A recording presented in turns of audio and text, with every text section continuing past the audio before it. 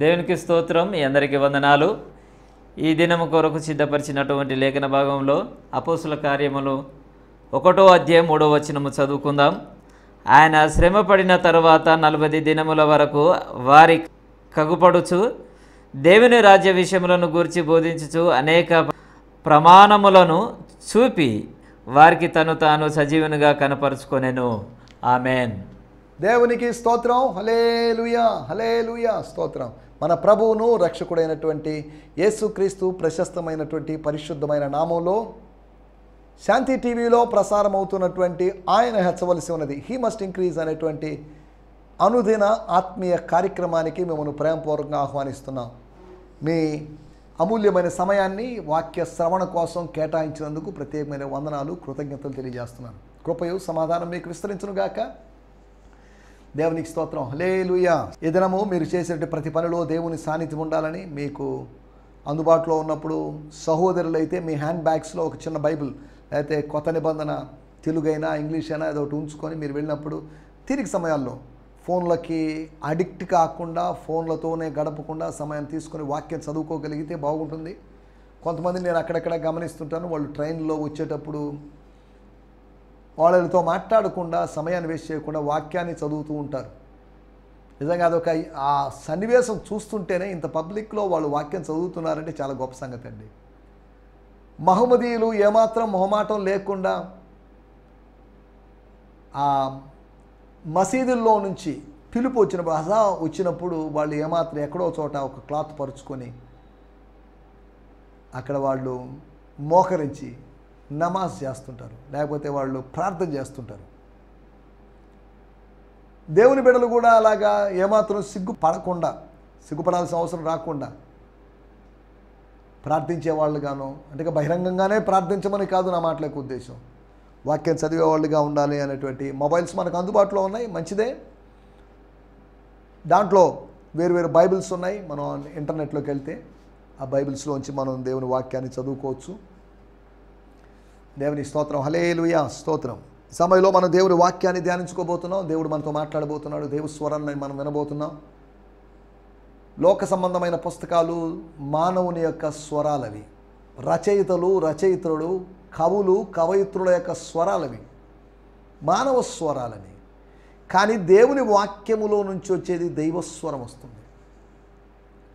ఈ అక్షరాలు, భావాలు, ఈ అధ్యాయాలలో నుంచి దైవస్వరాన్ని మనం వినగలం. గాడ్స్ మెసేజ్ మనకుంది.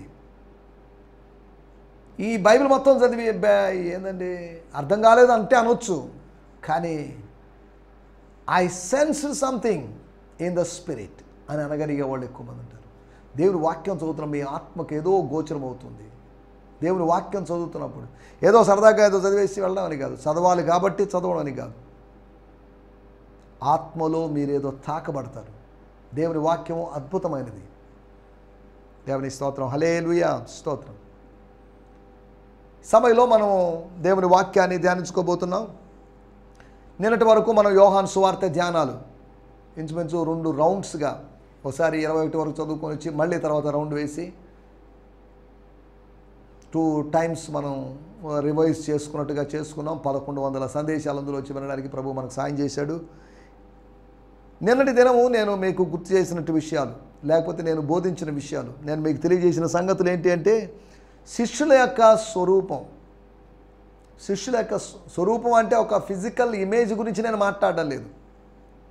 వాళ్ళు ఎలా ఉన్నారు, వాళ్ళ హైట్ ఎంత, వెయిట్ ఎంత, వాళ్ళ కలర్ ఏంటి, వాళ్ళ వస్త్రాలు ఏంటి అనే దాని గురించి కాదు. They are true colours. వాళ్ళ వాస్తవికమైనటువంటి వ్యక్తిత్వాలు, లేకపోతే వాస్తవికమైనటువంటి వర్ణాలు, వాళ్ళ యొక్క స్వవర్ణాలు, శిష్యుల యొక్క స్వవర్ణాల గురించి, సొంత రంగుల గురించి మనం మాట్లాడుకున్నాం. ఒకటి, వాళ్ళు లాగలేకపోయారు. They could not pull. లోపల ఉన్నదాన్ని, వారి కోసం ఏర్పాటు చేయబడిన దాన్ని లాగలేకపోయారు. నీ కోసం ఉన్నదాన్ని నువ్వు లాక్కోలేకపోతావు, నీ కోసం ఉన్నదాన్ని నువ్వు తవ్వుకోలేకపోతున్నావు, నీ కోసం దాచి ఉంచబడిన వాటిని నువ్వు తీరానికి తీసుకొని పోవాలి. లోపల ఉన్నప్పుడు, సముద్రంలో ఉన్నప్పుడు అనేది ఇది కాదు, కానీ దరికి చేరినప్పుడు అది నీది. దేవుని స్తోత్రం. హల్లెలూయా.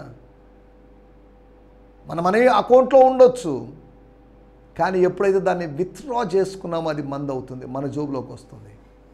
ఆన్లైన్ ట్రాన్సాక్షన్స్ అనే అది వేరే సంగతి. మనం ఆలోచిస్తున్న విషయం ఏంటంటే లాగేటువంటి అనుభవం, సంపాదించుకునేటువంటి అనుభవం, లోపల ఉన్నదాన్ని, ఎక్కడో సముద్రంలో ఉన్నదాన్ని, ఎక్కడో వలలో చిక్కుకొని ఉన్నదాన్ని, ఎక్కడో పర్వతం మీద కొమ్మలలో కొమ్ములు చిక్కుకొని ఉన్నదాన్ని తీసుకున్నాడు.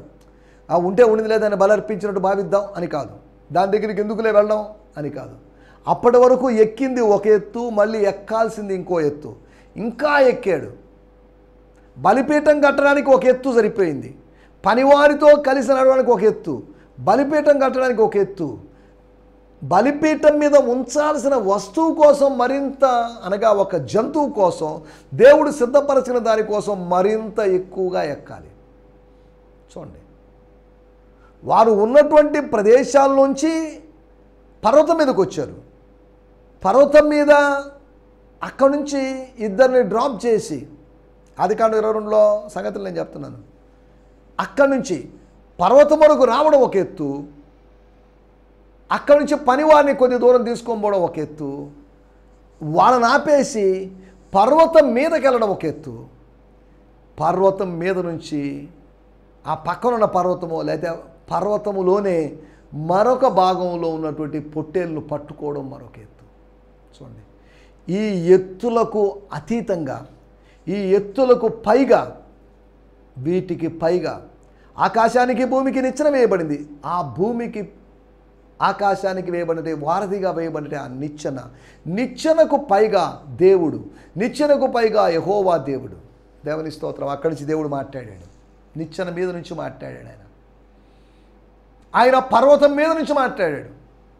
స్తోత్రం. బలిపీఠం మీద నుంచి కాదు మాట్లాడింది, పర్వతం మీద పొట్టేలు ఎక్కడైతే దొరికిందో పొట్టేలు ఉన్న చోటు నుంచి కాదు, పొట్టేలు ఉన్న చోటు కన్నా ఉన్నతమైన చోటులోంచి ఆయన మాట్లాడాడు. కెరూబుల మధ్యలోంచి మాట్లాడగలిగిన దేవుడు, అనగా ఆవరణములో మాట్లాడే దేవుడు కాదు, పరిశుద్ధ స్థలములో మాట్లాడే దేవుడు కాదు, అతి పరిశుద్ధ స్థలములో మాట్లాడే దేవుడు, సీక్రెట్ ప్లేస్లోంచి మాట్లాడినటువంటి దేవుడు. దేవుని స్తోత్రం. హల్లెలూయా. శిష్యుల స్వరూపాలు స్వభావాల గురించి ఆలోచించాం. వాళ్ళు లాగలేకపోయారని, వాళ్ళు రాత్రంతా ప్రయాసపడినప్పటికీ పట్టలేకపోయారని, ఆనందం పట్టలేకపోయారని కాదు, కొన్ని ఆత్మల్లో లేకపోతే కొన్ని చేపల్ని పట్టలేకపోయారనో. స్తోత్రం. హల్లెలూయా. మూడోదిగా మనం ఆలోచించిన విషయము, వారు అడగలేకపోయారని. ఎవరినో అడగమని కాదు, తమ గురువు గారిని అడగలేని పరిస్థితి. సార్ మీరేనా, ఇంకోరా? మోమాటం లేకుండా యోహాను గారు అడగడానికి మనుషులు పంపించాడు. బాబు మీరు అడిగి కనుక్కొని విచారించరండి. ఎందుకో మరి జైలు 4 గోడల మధ్యలో ఉన్నప్పుడు నా నిరీక్షణ చెలిస్తుంది, నా నిరీక్షణ నిశ్చలంగా ఉండలేకపోతుంది, ఏదో కన్ఫ్యూషన్ జరుగుతుంది, లోపల ఏదో ఆంతర్యంలో ఏదో జరుగుతుంది అన్నట్టుగా ఆయన మాట్లాడాడు. మోమాటంలో నువ్వేనా? ఇంకొకరి కోసం, వేరొక వ్యక్తి కోసం, అనదర్ పర్సన్ కోసం, అనదర్ మెస్సియా కోసం ఎదురు చూడాలా? స్పష్టంగా చెప్పు అని చెప్పారు. యేసు ప్రభు చెప్పి పంపించాడు. సూచక్రియలు జరుగుతున్నాయి, అద్భుతాలు జరుగుతున్నాయి, కుంటోళ్ళు నడుస్తున్నారు, గుడ్డోళ్ళు చూస్తున్నారు, మృతులు లేస్తున్నారు. ఇంతే, ఇంకా దేని గురించి ఎక్కడ ఏంటి ఎప్పుడు అనేది వద్దు. మీరు వెళ్ళి మీ గురువు గారికి చెప్పండి, జస్ట్ చాలు, దట్స్ ఎనఫ్. ఇవి మెస్సియాకు గుర్తులు. నువ్వు వేరొకరి కోసం ఎదురు చూడాల్సిన అవసరం లేదు, నా కోసం ఎదురు చూస్తే చాలు, నా కోసం నిరీక్షిస్తే చాలు. నీ మరణము లోపు, మరణించేంత వరకు నా కోసం నిరీక్షిస్తూనే ఉండు అనేటువంటి ఒక మెసేజ్ని, ఒక రియల్ మెసేజ్ని ఆయన పంపించాడు. సరే, దేవుని స్తోత్రం. హల్లెలూయా. అడగలేకపోతున్నారు, మొహమాటాలు అడ్డం వచ్చేస్తున్నాయి. అడిగితే ఏమన్నా అనుకుంటారేమో, అడిగితే తిడతారేమో, అడిగితే ఆవేశపడతారేమో, అడగలేని పరిస్థితిలో ఉన్నారు. అడగండి, అడుగుడి మీకు ఇవ్వబడును. అడగమని దేవుని వాక్యం మనల్ని ప్రోత్సహిస్తుంది. నాలుగవదిగా మనం ఆలోచించాం, వాళ్ళు ఒప్పలేకపోయారు. How they love Jesus, how much they love Jesus. వాళ్ళ ప్రేమ యొక్క పరిమాణం ఎంత, వాళ్ళ ప్రేమ యొక్క వైశాల్యం ఎంత, వారి ప్రేమ యొక్క చుట్టుకొలత ఎంత, వారి ప్రేమ యొక్క పొడవు వెడల్పు లోతు ఎత్తు ఎంత చెప్పలేని పరిస్థితిలో ఉన్నారు. ప్రేమిస్తున్నాం, కానీ ఎంత ఏంటంటే మాకు తెలియదు. But we love. ప్రేమిస్తున్నాము అని అనుకోవచ్చండి. ప్రేమిస్తున్నాము అని అనుకుంటున్నాం కానీ ప్రేమించడం లేదు. ప్రేమ అంటే ఆజ్ఞలు గైకొనడమే, దేవుని ఆజ్ఞలకు లోబడడమే. దేవుని స్తోత్రం. హల్లెలూయా. 4వ విషయం, మనం ఆలోచించిన విషయం, వాళ్ళు ఒప్పుకోలేకపోయారు, కన్ఫెస్ చేయలేకపోయారు. ఇక మీదట నేను అధికంగా ప్రేమించే అవకాశం కల్పించు. నిన్ను ప్రేమించాల్సిన విధంగా నిన్ను ప్రేమించలేకపోయాను. నేనే కాదు ప్రభువా, తోమా నిన్ను ప్రేమించలేకపోయాడు. నేనే కాదు, యోహాను నీ గుండె మీద ఆనుకొని కూర్చున్నటువంటి, రొమ్ముల మీద ఆనుకొని కూర్చున్నటువంటి, రొమ్మును ఆనుకొని కూర్చుంటే ఆ క్లోజ్ ఫ్రెండ్, బోసం ఫ్రెండ్ ఉన్నాడే, వాడు కూడా నేను ప్రేమించడం లేదు. ప్రేమిస్తున్నాను అనుకుంటున్న యోహాన్ని అడిగిన ప్రశ్న కాదు, పేతురుని అడిగిన ప్రశ్న. నేను నీ కోసం చనిపోవడానికైనా సిద్ధంగా ఉంటాను అని చెప్పినటువంటి, ప్రగల్భాలు పలికినటువంటి పేతురుని ప్రభు అడిగిన ప్రశ్న, డూ యూ లవ్ మీ? స్తోత్రం. Do you love me? Is your love true? Is it genuine? నీ ప్రేమ ప్రకాశిస్తుందా? నీ ప్రేమ మండుకుంటుందా? నీ ప్రేమ రగులుతుందా? లేదా నీ ప్రేమ చల్లారిందా? అక్రమం విస్తరించి విస్తరించి నీ జీవితంలో ఎవరికి కనబడకుండా, ఎవరు గుర్తించబడకుండా, ఎవరు దృష్టికి రాకుండా అక్రమం విస్తరించి, స్తోత్రం, చల్లారిపోయిందేమో నీ ప్రేమ. మొదటి ప్రేమను విడిచిపెట్టేవేమో, ఫస్ట్ లవ్ను విడిచిపెట్టేవేమో. ఎలా ఉన్నాం మనం? మన పరిస్థితి ఎలా ఉంది? స్తోత్రం. హల్లెలూయా. మనం ఆలోచిస్తున్నట్టు విషయాల్లోకి వచ్చేద్దాం. ఇవి 4 విషయాలు. వాళ్ళు లాగలేకపోయారు, పట్టలేకపోయారు, అడగలేకపోయారు, ఒప్పుకోలేకపోయారు. అది శిష్యుల యొక్క స్వభావాలని మనం చెప్పుకున్నాం. ఈ సమయంలో మన దేవుని వాక్యాన్ని ధ్యానించుకుందాం. చిన్న ప్రార్థన చేసుకుని కార్యక్రమం ముందుకు సాగుదాం. పరిశుద్ధమైన మా దేవా, మీకు వందనాలు చెల్లిస్తున్నాం. యోహాను సువార్త నుంచి 1100 సందేశాలు ఇవ్వడానికి అల్పుని, అయోగ్యుని, అపాత్రునైన నన్ను మీరు నిలబెట్టుకుని వాడుకున్నారు. మీరు తలంపులు ఇచ్చారు, వాటిని బట్టి మీకు వందనం చేయిస్తున్నాం.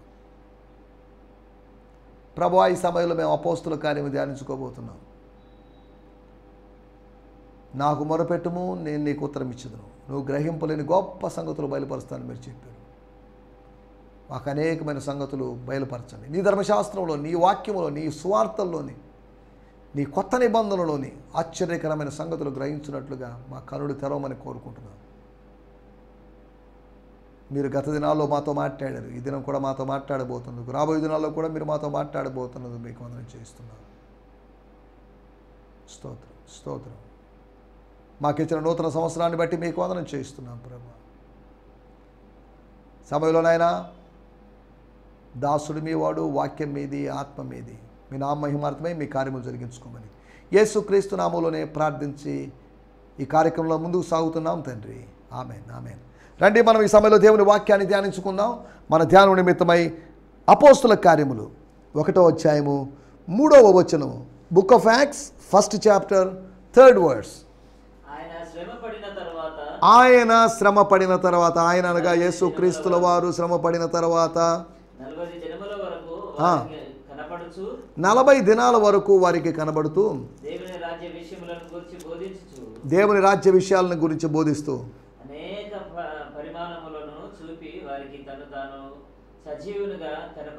అనేక ప్రమాణములను, స్తోత్రం. He also showed himself to them as being alive after his sufferings with many evidences, appearing to them during 40 days and speaking about the things concerning the kingdom of God.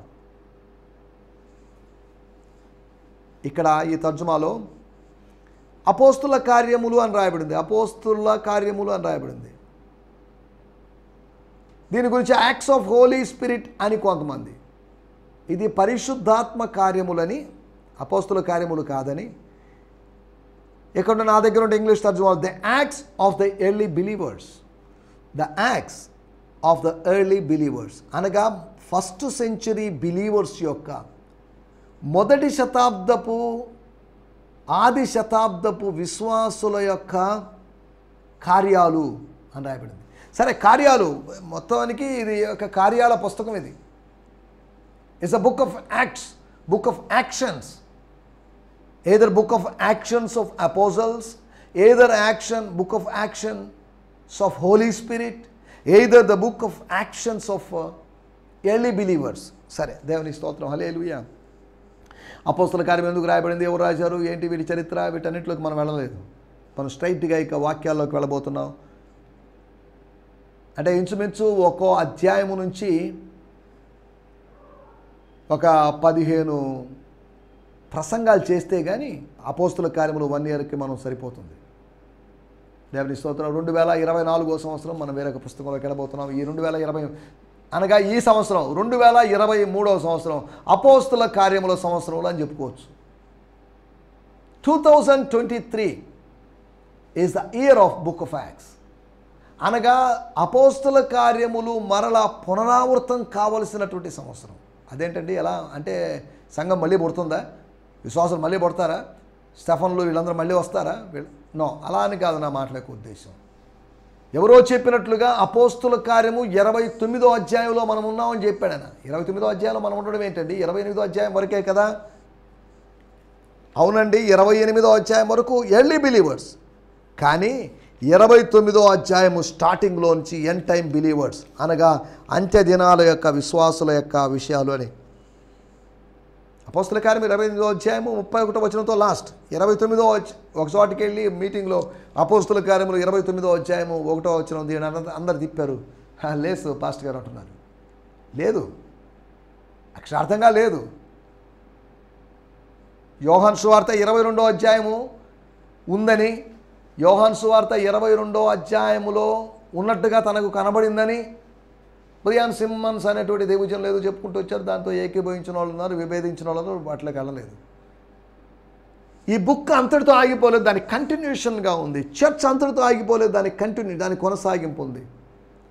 నేను చచ్చిపోతాను, నేను చచ్చిపోయిన తర్వాత నా తర్వాత ఎవరో ఒకరు వస్తారు, మినిస్ట్రీ కంటిన్యూ అవుతుంది. నేను ఎవరో మినిస్ట్రీ చేయడం లేదు, దేవుడు నాకు ఇచ్చిన పరిచయం నేను చేస్తున్నాను. మా నాన్నగారు మా తాతగారు వీళ్ళెవరు పాస్టర్లు కాదు. మా కుటుంబంలో ఫస్ట్ పాస్టర్ నేను. తర్వాత ఇంకా రాబోయే రోజుల్లో ఇంకెవరైనా మా మేనల్లో లేకపోతే ఇంకెవరైనా వారసత్వం కానీ నేను అన్ను కానీ ఇలా ఎవరో ఒకరు వస్తారు.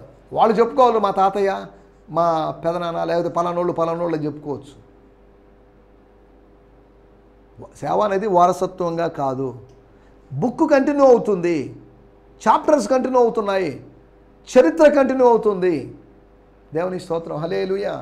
అపోస్తల కార్యాన్ని మనం డాక్టర్ లూకా గారు రాశారని మనం చెప్పుకున్నాం. అనగా ఎలా తెలుసు అంటే, ఓ థియోఫిలా, యేసు తాను ఏర్పరచుకున్న అపోస్తలులకు పరిశుద్ధాత్మ ద్వారా ఆజ్ఞాపించిన తరువాత ఆయన పరమునకు చేర్చుకొనబడిన దినం వరకు ఆయన చేటుకును బోధించుటకును ఆరంభించిన వాటన్నిటిని గూర్చి నా మొదటి గ్రంథమును రచించి తిని. మొదటి గ్రంథం రాసేసాను నేను, యోహాను సువార్త కాదండి. మొదటి గ్రంథం లూకా సువార్త. అక్కడ కూడా థియోఫిలా, ఘనత వహించిన థియోఫిలా. థియోఫిలా అంటే ఒక వ్యక్తి కాదని, వ్యక్తుల యొక్క సమూహాన్ని ఉద్దేశించే భక్తుడు రాశాడని కొంతమంది అంటున్నారు. థియోస్ అంటే దేవుడు, ఫిలోస్ అంటే ప్రేమ.